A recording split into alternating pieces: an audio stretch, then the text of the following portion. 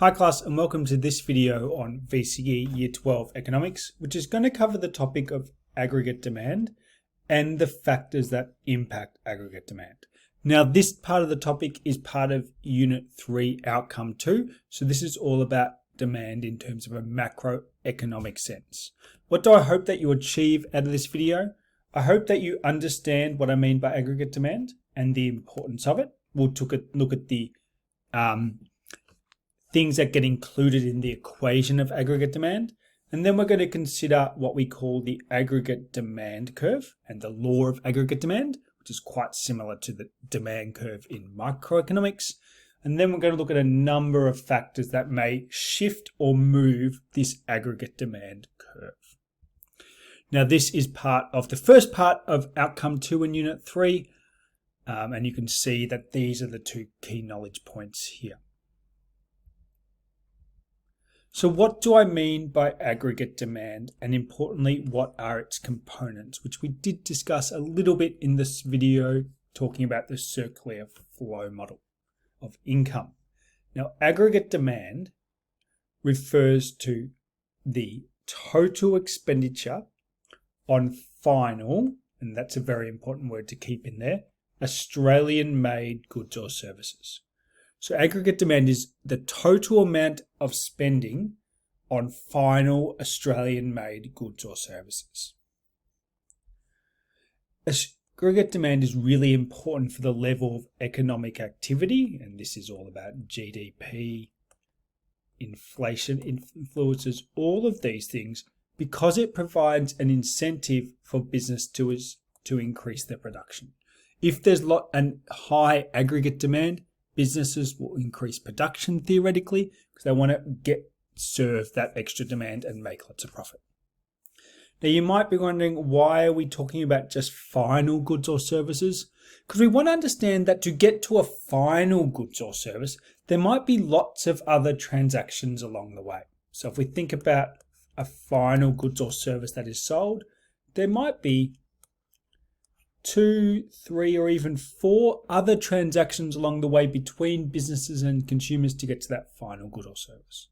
Now, we don't want to count those because that would be double counting. So that's why we just consider the final good or service. So we're thinking about, for example, a loaf of bread. There's quite a few other processes before you get to the bread, the selling of the wheat and the yeast and those sorts of things. We don't consider those. Now, aggregate demand is measured using a formula where we add a number of things. We add C, which is the private consumption. So how much do consumers spend? We add I, private investment. How much is being invested by businesses? We add G, which is all about how much governments are spending on Australian-made goods or services.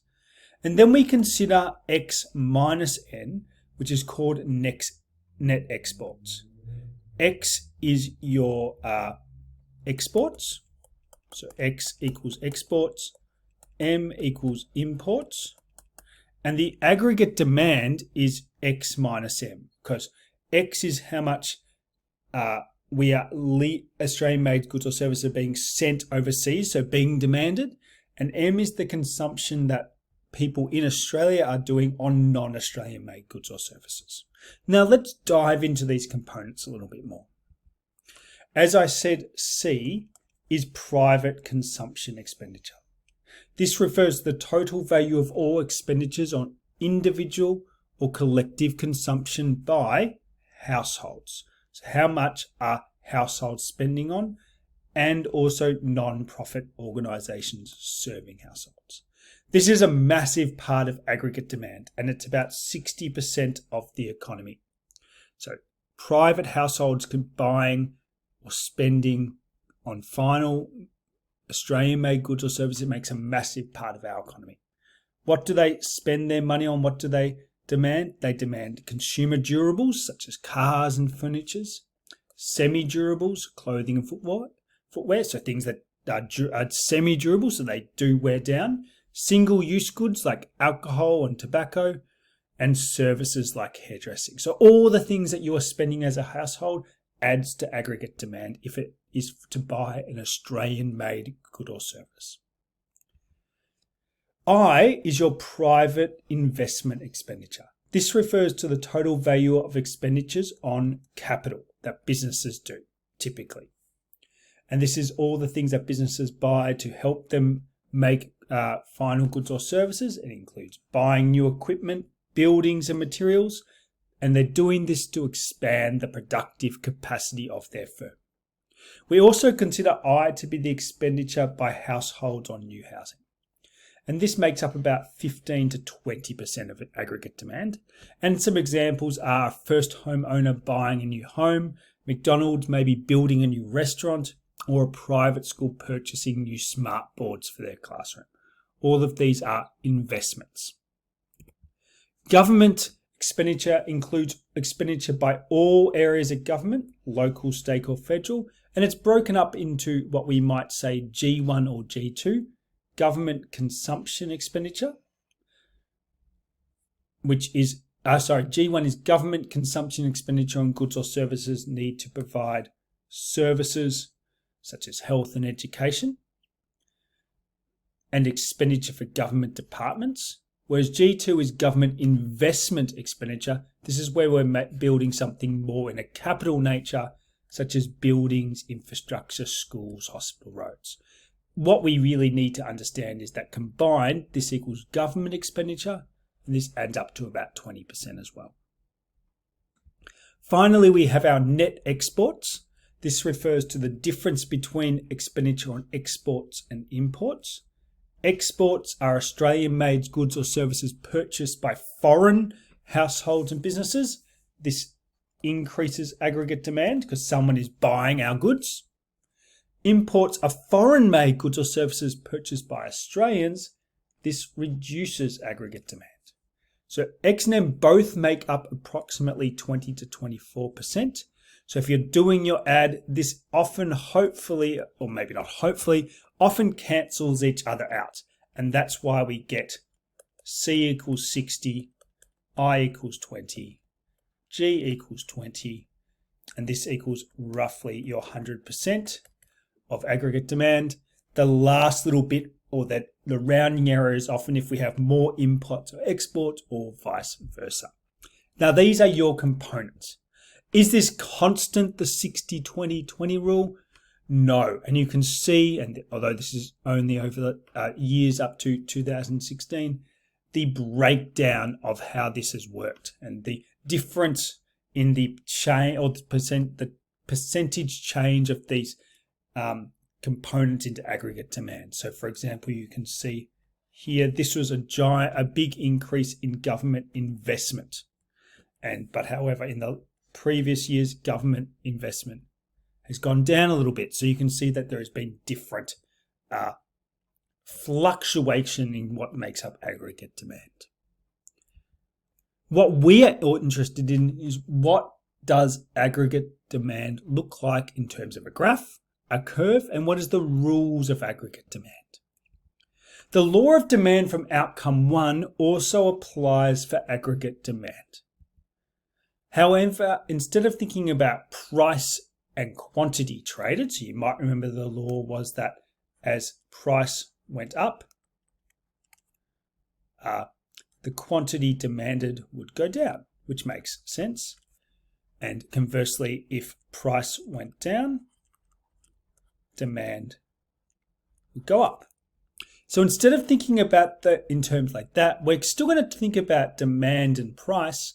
We're going to consider the general price level of the overall economy and its impact on the total value of output demanded.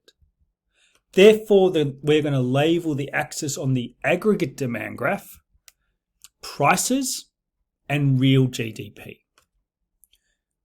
Real GDP being the amount demanded, so the quantity essentially, prices being the price level of the overall economy.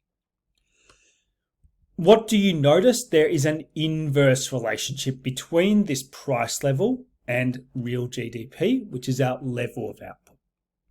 So as general level of prices decrease, the total demand for goods increases. So you can see as we go down, as prices go down, our level of output increases. As the general level of prices increase, so if we go back up, our goods and services demanded decreases. Now you might see that there is two curves, a straight line curve and one that is curved. We are going to focus on the straight curve. There is either can be used, and you can have a look at your textbook to learn the difference of these curves. Why is there an inverse relationship? Why as, and in this case, price level goes down, why does real GDP go up? And why does, if price level increases, why does real GDP go down? There is three reasons why. The first being wealth effect. As we have increasing prices, and remember increasing prices are inflation in terms of the economy, this erodes the purchasing power of the currency. It also erodes the purchasing power of people's incomes. As the prices of things go up, individuals who have the same amount of income have less purchasing power. They can buy less things because the price of each has gone up. This means they're going to feel less wealthy. So you're going to actually spend less on private consumption because you feel less wealthy. So as price goes up, private consumption goes down. The opposite occurs at lower prices. As prices might go down, we're going to feel a bit more wealthy. We're going to be more prepared to spend money on private consumption. There is also the concept of international competitiveness or the import substitution effect. If we have lower prices in Australia, the more competitive our prices are internationally. So people are going to be more likely to buy our goods overseas. This means our exports will increase and our imports will decrease. People will want our things and our citizens will be prepared to buy locally as opposed to going overseas. This increases our aggregate demand, but higher prices means you're going to be less competitive, meaning exports will decrease and imports will increase. Finally, there is the interest rate effect.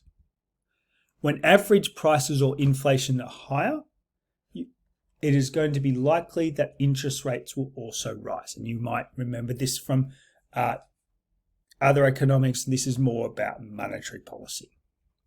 This makes borrowing money from banks more expensive, reducing spending levels and aggregate demand. So as price goes up, interest rates are going to go up. People are going to be, or businesses are going to be less likely to get debt to buy capital resources. Investment is going to go down, hence aggregate demand will go down. When average prices are lower, interest rates will be lower. We are more likely to borrow money and spend more, increasing our aggregate demand. So how does this change our impact of our demand curve? We can start to still talk about concepts of movement and shifts of.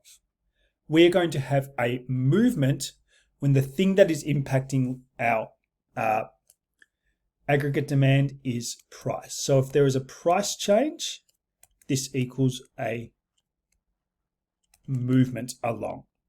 So if we have something that is going to result in a price increase, this is going to result in a contraction because our price has gone up and this has led to a reduction in demand. Conversely, we will have an expansion if our price goes down, leading to an increase in aggregate demand. So we're going to start to use the term movement along the aggregate demand curve if there is a change in price level, and hopefully we'll start to use the terms contraction and expansion. Now, what we're going to be interested in for the rest of this video is what happens when there is a shift. We have a new demand curve. Now, this shift in the demand curve, that means at each price level, for example, P1 here, there is going to be a new level demanded of goods or services. We're going to have a new demand curve. we can start to talk about shifts to the right if we have stronger demand conditions. And you can see at the price level 1, we've increased our real GDP from 400 to 500. We have more aggregate demand. And we are going to have a shift to the left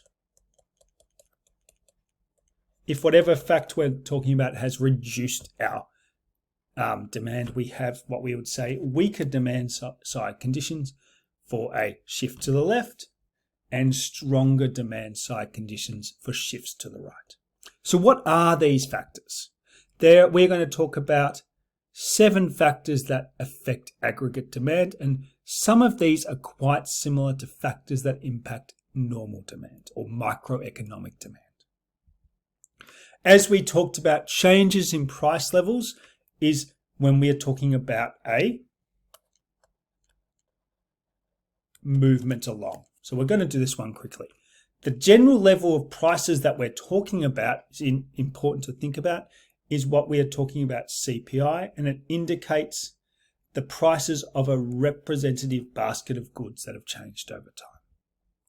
So when we talk about price levels, we are talking about the inflation rate, and the inflation rate talks about or determines has there been an increase or a decrease in the general price levels or the price of the representative basket of goods.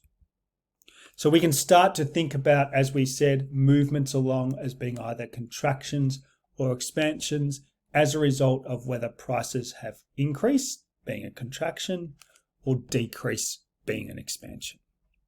So increases in the general price level will reduce the purchasing power, real income levels, and wealth. This will reduce international competitive, and this results in a contraction of aggregate demand. So price levels increasing reduces our purchasing power, reduces our income, levels of income, reduces our wealth, reduces our international competitiveness, and all of these things reduce our aggregate demand.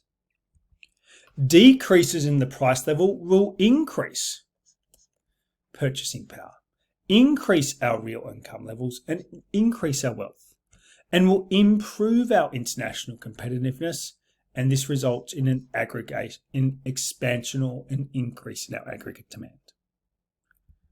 Now let's move into the factors that actually result in a shift, the first one being disposable income. Disposable income is similar to the one that we talked about in outcome 1. It refers to the total income that households, so individuals, have received in exchange for their participation in production. How much income have they received? Less the taxes that they have to pay. This represents how much they can spend on goods or services. And naturally, and we'll come back to this one in a second, naturally, an increase in disposable income is going to result in a shift to the right or an increase in aggregate demand because you have more income to buy more goods or services. A decrease in disposable income will result in a shift to the left and decrease aggregate demand. Now, sometimes if there's a decrease in disposable income, like for example in COVID during 2020, the economy might experience a recession because less income, less available income to buy goods or services. So the government may intervene like they did in 2020 to try and increase aggregate demand by increasing disposable income. And you might know about the terms JobKeeper and JobSeeker. These were programs by the government designed to increase disposable income, to increase the aggregate demand in the economy, to provide a buffer or a stimulus to the economy. Now, interest rates also impact aggregate demand. Interest rates refer to the cost of borrowing money. Increases in interest rates will generally have the greatest impact on people who are indebted.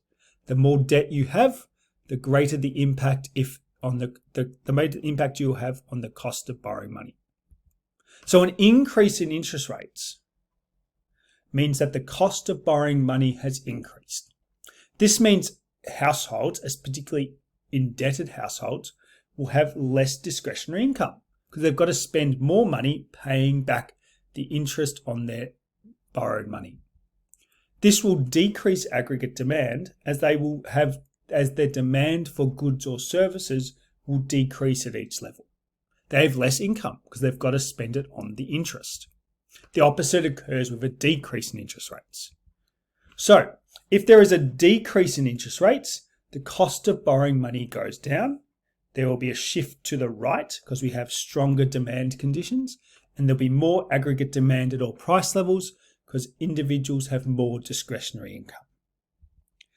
If there is an increase in interest rates, there will be a shift to the left and a decrease in aggregate demand at all price levels because the weaker demand conditions are that individuals have less discretionary income because they must spend more proportion of their income on paying back the interest on their debt.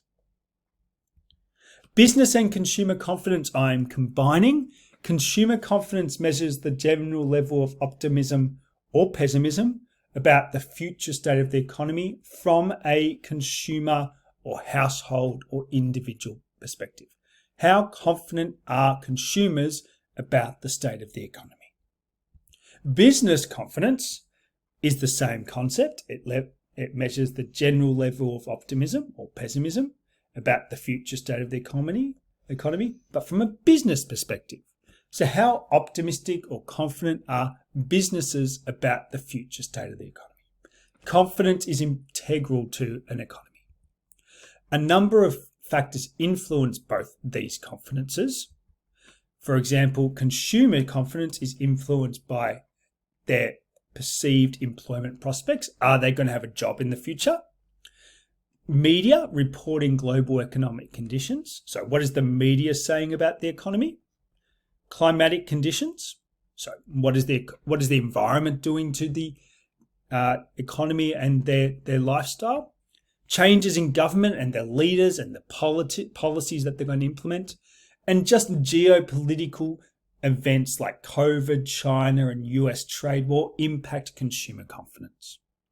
Now, business confidence is going to be influenced by many things, such as the future state of the economy, what they think the future demand is going to be for their businesses, goods or services, what they think the costs of production are going to be. Are they going to be able to get key resources? Is there going to be competition in the future for their business? What they think is going to happen in terms of prices and changes in government policy and regulations. So you can see lots of things come into influencing consumer confidence and business confidence. An increase in consumer or business confidence, though, will lead to a decrease in willingness to save. If you're confident, you don't feel like you need to save, and you have more of a willingness to spend, and maybe even not even just spend, take out more debt because you want to expand your operations. And therefore, this is going to lead to an increase in aggregate demand because you're not hoarding your money away. You are, in fact, trying to get more money to spend on goods or services to either expand your operations or expand your standard of living if you are a consumer. So if consumers feel secure about their future employment, for example, aggregate demand for discretionary services and goods will increase as you are more willing to purchase goods or services if you feel like you're going to have a job in the future. You're not going to save.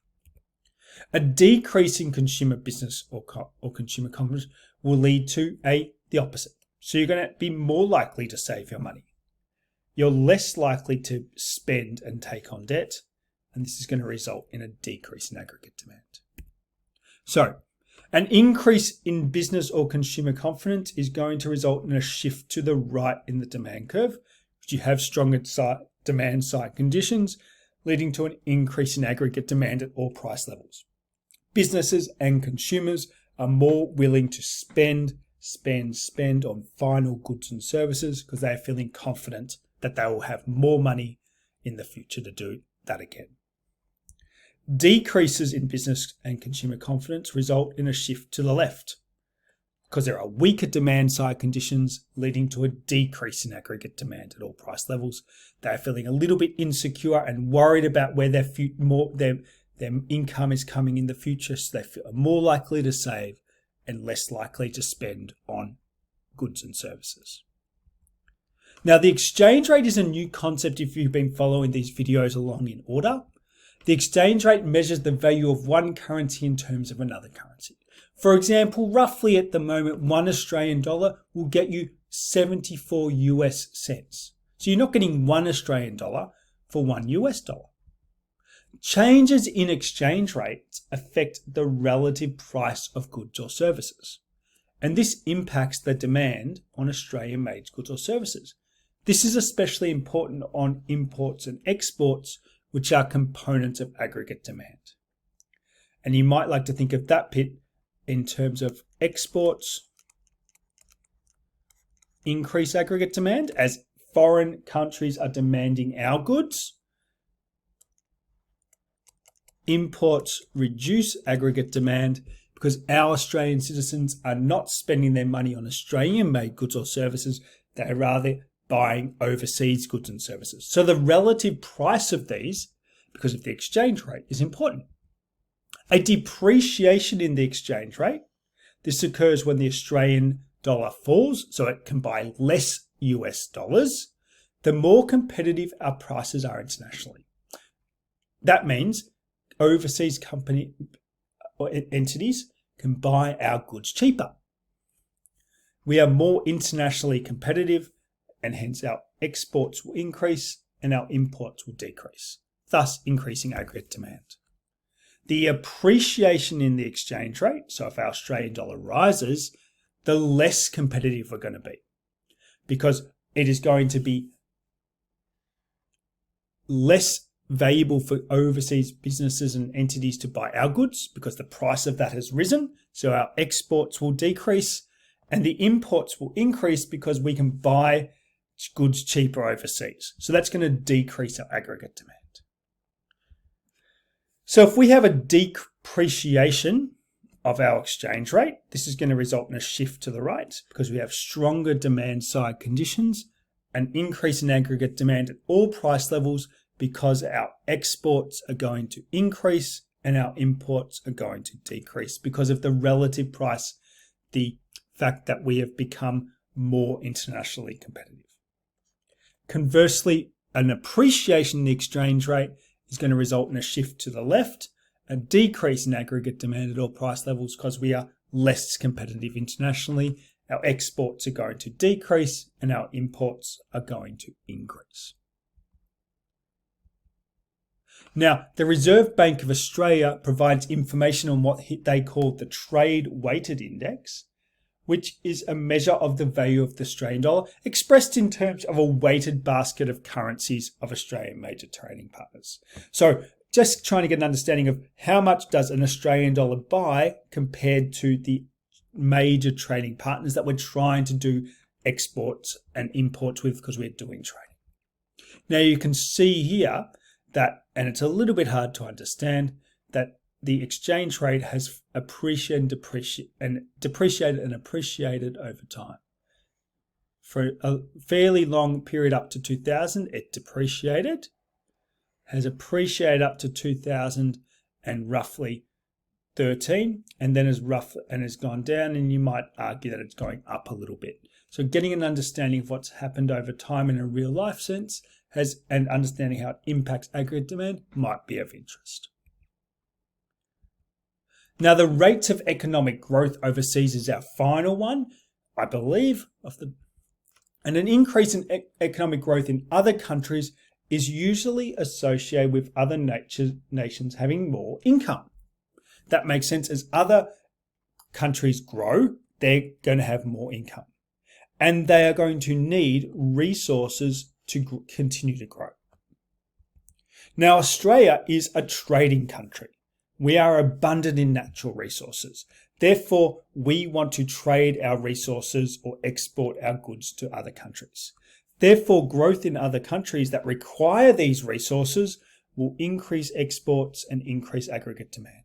So growth in other countries has been good for us. Some of our major trading partners like China have grown significantly in the last few decades, leading to a relative period of prosperity for Australia. For example, growth, as I mentioned, growth in China means that their demand for raw materials to continue to increase as they need infrastructure. Infrastructure needs iron ore, and they need energy, coal and gas. These are some of the natural resources that Australia is abundant in. Now, even if there is growth going on in countries, we can't ignore the fact that geopolitical events, so interactions between our countries, may impact this seemingly simple relationship: growth overseas, increase in aggregate demand in Australia. For example, even though China has been growing, China and Australia have had a number of tensions, even you could argue a trade war in the last few years, and that has impacted our trade with China. But simply, if we remove geopolitical events, an increase in overseas growth should result in a shift to the right of the demand curve. We have the stronger demand side condition of higher income overseas, demanding our goods or services, an increase in exports, and increase in aggregate demand. A decrease in overseas growth is going to result in a shift to the left and a decrease in aggregate demand as we have weaker demand side conditions at all price levels, as less income overseas, less income to buy our growth and buy our resources, and hence less exports and less aggregate demand. Now that's a long video. Hopefully that has helped you understand the factors that affect aggregate demand, changes in the general level of prices, which is going to result in a movement, and the rest that result in a shift in demand, aggregate demand being disposable income, interest rates, consumer confidence, business confidence, exchange rates, and the rate of economic growth overseas. Now, if you want to have a look at how this impacts in a little bit more detail, by all means have a look at this slide and the next two slides, which you're welcome to pause and have a look at, how stronger macroeconomic demand side factors increase aggregate demand. You're just getting an understanding of how that works, and how weaker demand side factors decrease aggregate demand. And you're welcome to pause that video and have a look at this in a bit more detail. But for now, let's recap. I hope this video, which has been a long one, has helped you understand aggregate demand and its formula. Aggregate demand equals consumer consumption plus investment plus government plus exports minus imports.